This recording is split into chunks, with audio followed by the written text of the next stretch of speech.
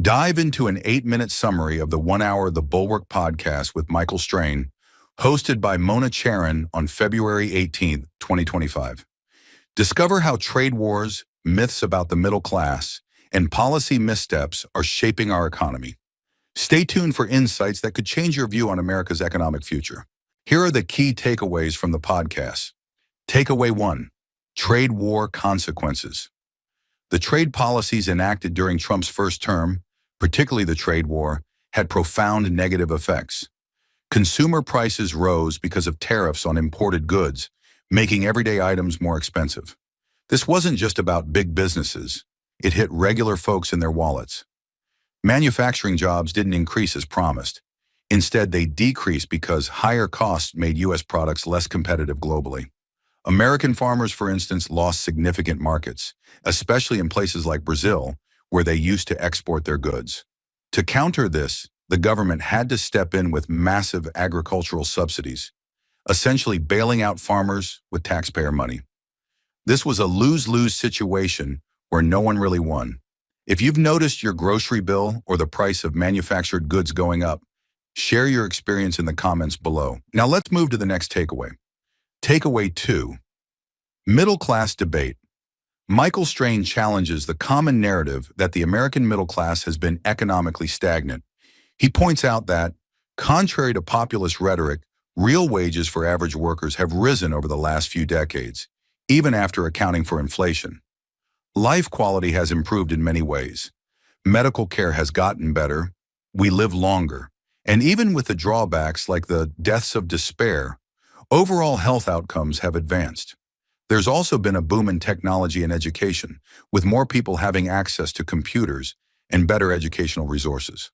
Strain notes that while there's been dissatisfaction, especially post-2008, the overall trend shows improvement.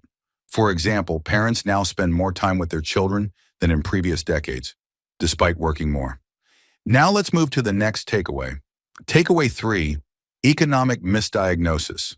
The perception that the middle class is being left behind has fueled populist movements on both ends of the political spectrum. However, Strain argues that the real problems might not be what they're commonly attributed to. For instance, the fallout from the 2008 financial crisis, not long-term trade policies, was a significant economic trauma.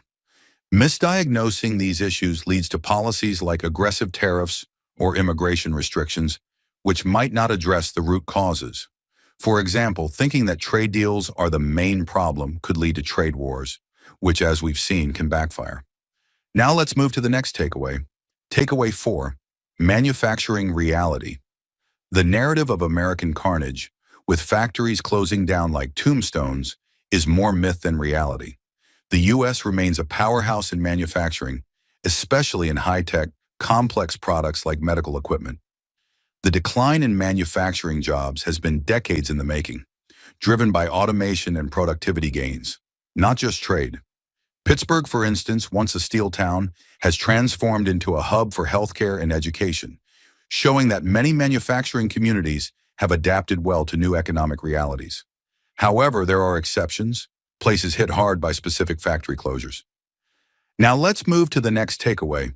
Takeaway 5, labor market dynamics. The labor market in the U.S. is incredibly dynamic, with millions of job changes monthly. When we talk about manufacturing job losses due to trade, they pale in comparison to the regular churn of the job market. Strain emphasizes the need for policies that help workers transition, especially those in their 50s who might find it hard to retrain for new careers. For example, federal job training programs have had mixed results but are improving. There's also the issue of geographic mobility. People are less likely to move for new job opportunities now, possibly because of a more comfortable lifestyle or attachment to local benefits. We're halfway through the video. Thank you for sticking with us this far. If you're enjoying it, please give us a thumbs up and share it in your WhatsApp groups. We'd love to hear your thoughts, so feel free to comment below. To see more videos like this, make sure to hit the subscribe button. Now let's continue with the video. Takeaway 6, institutional trust. The strength of institutions like the rule of law is vital for economic stability. Strain amusingly points out how even something as mundane as renting a car on a credit card relies on this trust. However, he expresses concern over potential threats to these institutions, particularly in a second Trump term, where there could be more challenges to court rulings or policy certainty. This uncertainty can freeze business investments and disrupt economic planning. Now let's move to the next takeaway. Takeaway 7, automation versus trade. Automation has been a bigger driver of manufacturing job loss than trade. Strain explains that productivity improvements mean fewer workers are needed to produce goods. This trend started long before significant trade liberalization with China. For instance, agricultural jobs dwindled as farming became more efficient, not just because of international competition. The narrative around trade often overshadows this reality.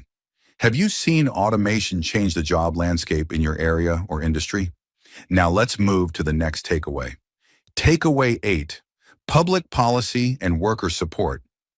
Public policy needs to evolve to support workers better, focusing on retraining and new job opportunities rather than just debating the cause of job loss.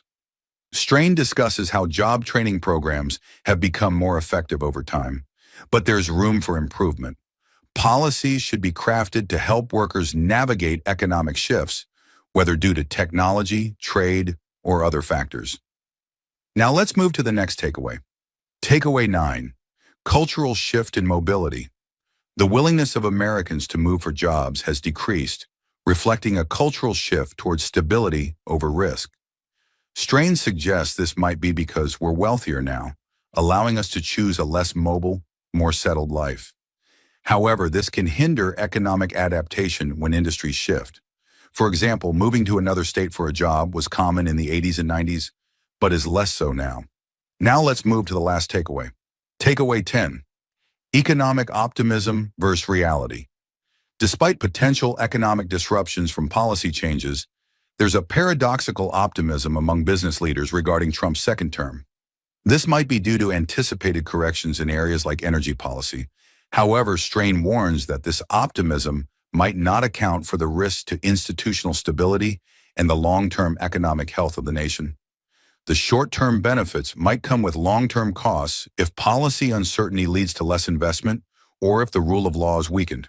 Here is a brief introduction about Michael Strain. Michael Strain works at American Enterprise Institute, or AEI.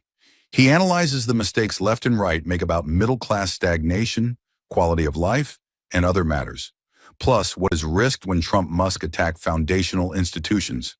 Thank you for watching. I hope you found this summary of the Bulwark podcast with Michael Strain informative. If you're interested in learning more about these topics, I encourage you to watch the full podcast on YouTube by clicking on the link in the description below. If you enjoyed watching this video, please leave a like below and share this video in your WhatsApp groups. You can also discuss about this video by commenting below. To get more such videos in your timeline, press the subscribe button below.